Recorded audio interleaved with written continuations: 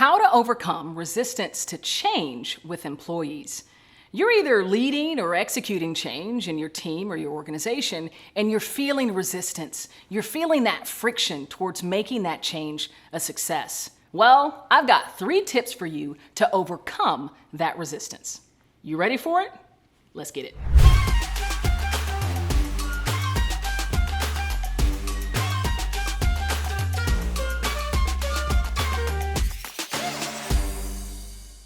Believe it or not, resistance is a very real part of making change happen. When you're introducing a change, employees can feel very resistant to it, especially at the onset. This can be very frustrating and very challenging. Well, by the end of this video, you're going to have 3 tips that's going to help you overcome that resistance that your employees may be feeling. You're going to learn what you should be taking time to do with every individual on your team. You're going to learn what you should be clearly and regularly communicating out to your team. And you're going to learn probably the most valuable skill in overcoming resistance in another. So your employees or your peers or maybe your management are feeling resistant to change. And you can feel that friction across the organization. Let me first say, resistant or not, we can never control the actions of another. And I know that can be very frustrating, especially when you're trying to make a change successful. It's all this friction, all this resistance that you have to overcome. Now, although we can't control their actions, we can inspire them. We can inspire them to overcome that resistance within themselves. And I've got 3 tips to help you do just that. The first tip, when you can sense that employees or individuals around you are feeling resistant to change, is to acknowledge that you value and appreciate their time and effort for making that change happen. You know, at Change Enthusiasm Global, we decided to partner with a leading research firm, and we really wanted to study resistance, what drives it, and what are ways to mitigate it. And we found that the #1 strategy to help overcome resistance to change is showing appreciation and gratitude for your workforce, letting them know that you appreciate the time, the energy, and the effort that they're making in making that change a reality. So the more that you can appreciate your workforce as they're moving through the change, the better they're going to want to get over that resistance and continue to lean in to the success of that change. The next tip is all around communicating out to your teams and your organization.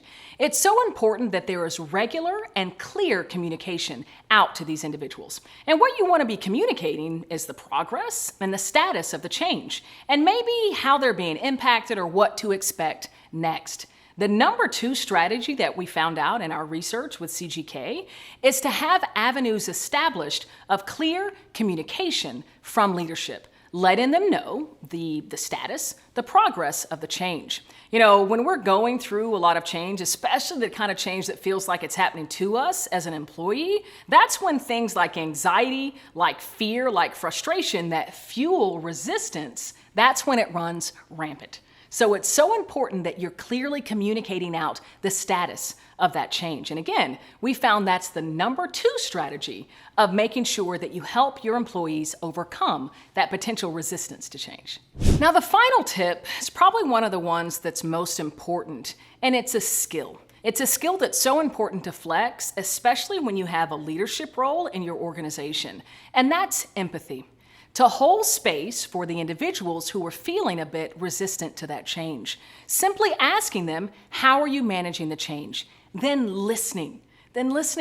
You know, in my work with senior level executives as well as employees, frontline workers, and many different industries all over the world, I have found that resistance is normally rooted in that emotional energy, in the fear, in the anxiety, in the frustration. And that's what drives the resistance, fuels that friction.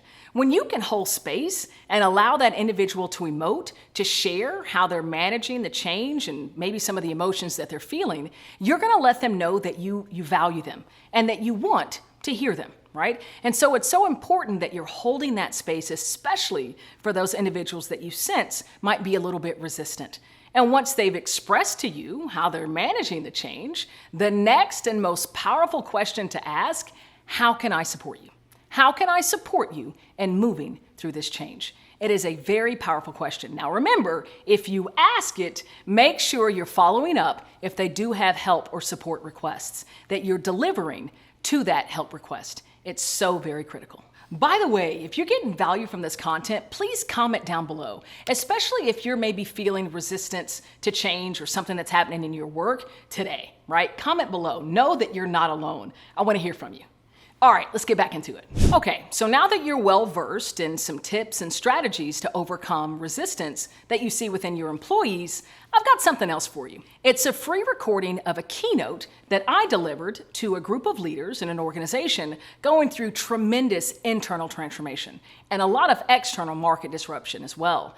It's my key insights, my thoughts around how to lead others, especially those who are feeling resistant to a change initiative or a change effort. And it's yours today for free. All you gotta do is click the link below and it'll hit your inbox.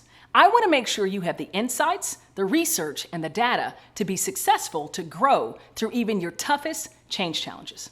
I'm Cassandra Worthy, and until we meet again, keep growing and keep rocking.